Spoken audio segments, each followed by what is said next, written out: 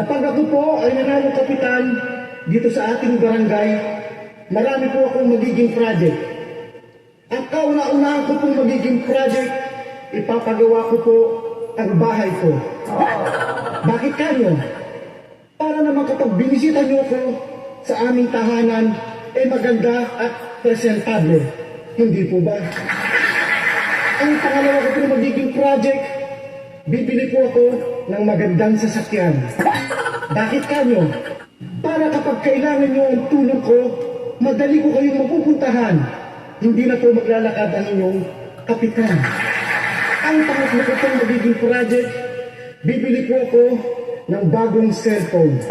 Yung latest po, iPhone 15 Pro Max. Bakit kanyo?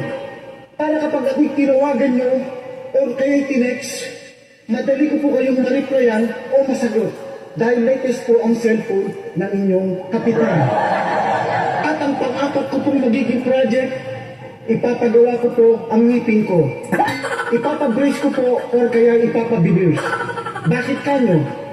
Para naman kapag ngumiti ako sa inyo, maganda at hindi ngiting aso.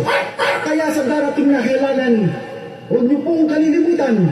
Dating malakas mamulutan, ngayon ay manunungkulan.